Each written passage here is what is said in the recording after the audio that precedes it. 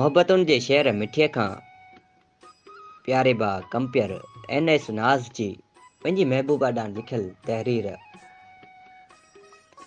हा जानम मां अॼु बि हिन ख़ुश्कवारीअ ते तुंहिंजा नाला बार बार लिखंदो रहंदो आहियां ऐं वरी डाइण ते मजबूर थींदो आहियां ऐं आऊं अॼु बि हिननि पुराणनि पटनि ते तुंहिंजे अचण जे इंतज़ार जूं घड़ियूं ॻणींदे अधु मौत जीअं घारे रहियो आहियां ऐं तोखे सारे रहियो आहियां ऐं तुंहिंजूं मिठड़ियूं ॻाल्हियूं मुंहिंजे कननि में सरगोशियूं करे रहियूं आहिनि।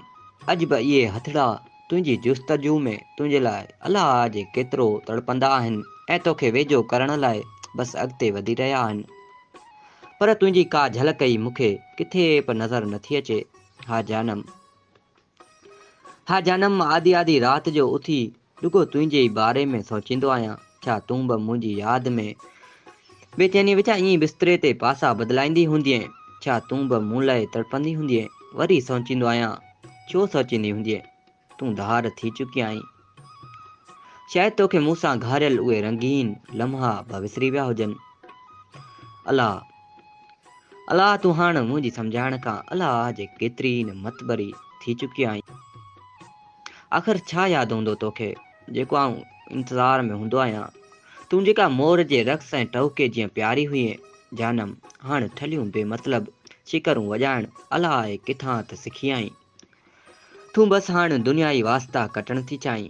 ईअं ई सोचींदे राति जा 4 पहर पंहिंजो पाण सां ॻाल्हियुनि में गुज़री वेंदा आहिनि। पर वरी ॾींहुं अणखुट थी पवंदो आहे। हा जानम मां अॼु बि तुंहिंजी सरमियल आवाज़ लाइ सिकी रहियो आहियां। हा अॼु बि हिन ॻोठ जी भिट ते बीह तोखे पुकारींदो आहियां ऐं हथड़नि खे तुंहिंजी यादि में अखियुनि जी नीरनि फुलियुनि सां ॻाल्हियूं करे वापसि मोटंदो आहियां। बसि मोहबत उहा हुई जेका तो कई, सा अॼु राबेल सूंहं घटिजी वई आहे। शायदि तूं बदिलजी वई आहीं। मिठी तूं बदिलजण लाइ वॾा वॾा वस करे रही आहीं।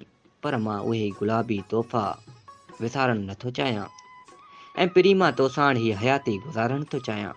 ए दिलरुबा राति जा 2 थियण वारा आहिनि। तूं त पंहिंजी रज़ाई सां 2 टे रलियुनि में वेढ़िजी घाटी ऐं मिठड़ी निंड में सुतल हूंदीअं। पर मां त तुंहिंजी संभार सोचनि ऐं चंड जी चांडाण सां चिलविलाई करे रहियो आहियां। हाणे मुंहिंजूं दर्दमंदियूं अखियूं सुर सारंग बणिजी वसण जा वेस कनि पयूं ऐं मुंहिंजी गिलड़नि ते कूंजनि जी कतारनि जीअं लुड़क किरनि पिया। हा तूं हिकु बार त सिर्फ़ चओ खणी ए यार तूं कीअं आहीं? सच उहे गम ख़ुशियुनि जा खज़ाना बणिजी पवनि। हा तूं बि अहिड़ी शर्मीली न थी। ए मिठी तूं गुलाबनि जी सेज ते वॾा वॾा टहक ॾींदी रहीं। अॼु बि तुंहिंजे ओसीड़े में रहिजी वियल आऊं अव्हां जो ई विसारियल, अव्हां जो ई पंहिंजो NS नाज़।